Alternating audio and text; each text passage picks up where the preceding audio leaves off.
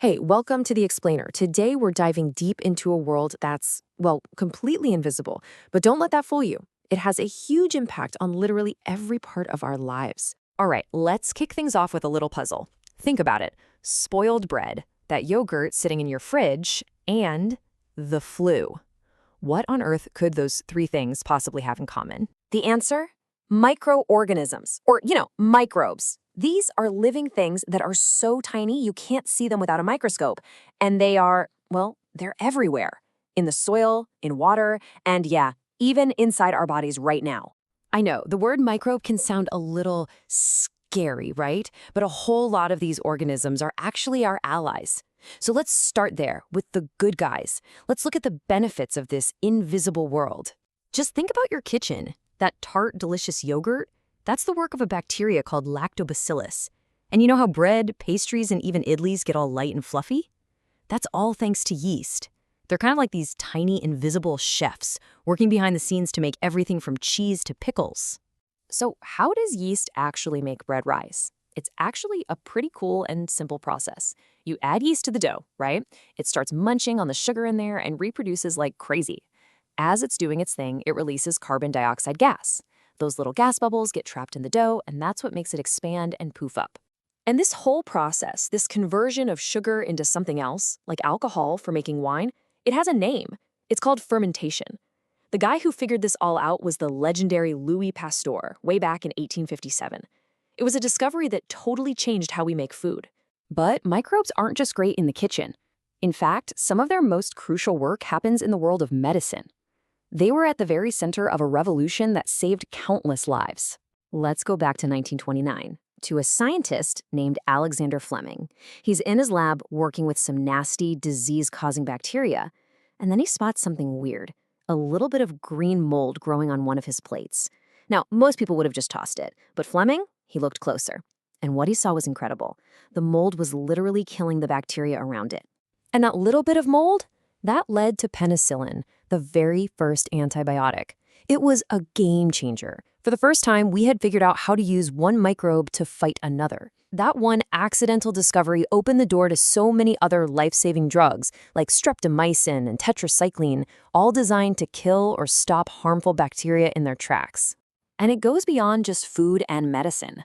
Microbes are basically the planet's unsung heroes. They're the ultimate cleanup crew, breaking down dead plants and animals and recycling all those crucial nutrients back into the system. Some of them even do this amazing thing called nitrogen fixing. They pull nitrogen right out of the air and turn it into fertilizer for plants. Honestly, without them, life as we know it just wouldn't be possible. Okay, so that's the friend side of the story, but you knew there had to be a foe side, right? For every good guy, there's a bad guy. So now let's flip the coin and talk about the invisible enemies. The scientific name for these bad guys is pathogens, and these are the microbes that cause disease. Think of them as tiny invaders. They can get into our bodies through the air we breathe, the water we drink, or just by coming into contact with someone who's already sick. And the diseases they cause? You've definitely heard of them. Nasty bacteria are the culprits behind illnesses like tuberculosis. Viruses can cause things like polio. And malaria? That's caused by a tiny protozoan, carried by mosquitoes. Each type of pathogen is dangerous in its own unique way. So how do these things get around? Well, there are two main ways. You've got communicable diseases, like the common cold or chickenpox, that spread directly from one person to another. Then you have diseases that use carriers. Think of them as tiny taxis. Insects like mosquitoes carrying malaria, or even houseflies spreading germs from one spot to the next. And it's not just us they go after. Remember that spoiled bread from our first question? That's microbes at work too. And when they grow on our food, they can release some really nasty toxins that cause food poisoning, which can be seriously dangerous. So, we're caught in this constant tug of war between the helpful microbes and the harmful ones. It's a battle of tiny titans. Which brings us to the really important question. How have we, as humans, learned to manage this relationship? How do we tame them? Well, one of our biggest breakthroughs is the vaccine. This idea goes all the way back to Edward Jenner in 1798, and the concept is just brilliant. You introduce a dead or super weakened version of the microbe into the body. Your immune system sees it, learns how to fight it by creating antibodies, and then, this is the crucial part, it remembers. It builds a memory so it's ready to protect you if the real thing ever shows up. And we've gotten really smart about protecting our food, too. We use old-school chemical tricks, like using salt and sugar to make pickles and jams. Those create environments where bacteria just can't grow. And of course, we use modern tricks, too. We boil things to kill microbes, we stick stuff in the fridge to slow them down, and we seal food in airtight packages to keep them out in the first place. A perfect example of this is pasteurization. You see it on your milk carton every day.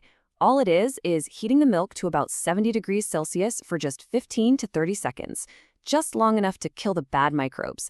Then it's chilled down super fast. It's a simple, genius process, also named after Louis Pasteur, that keeps our milk safe. So when you step back and look at the big picture, you realize our world is literally shaped by this constant, invisible dance. It's this delicate balance, this push and pull between our microscopic friends and our microscopic foes. And if you ever wonder just how important our microbial friends are, get this, 78%. That's how much of our atmosphere is nitrogen gas. But here's the catch. For most living things, it's completely useless in that form. The only reason plants can use it, and the only reason we have a complex food chain, is because of the tireless work of microbes in the soil. They're the ones who convert it. They don't just help life, they make life on Earth as we know it possible. So I'm going to leave you with one final, kind of wild thought. Scientists have found microbes thriving in some of the most extreme places imaginable, in boiling mud pots, deep inside frozen glaciers. They even found some still alive on a camera that had been sitting on the moon for 2 years. So what does that tell you? What does that incredible, mind-boggling resilience tell us about the very nature of life itself?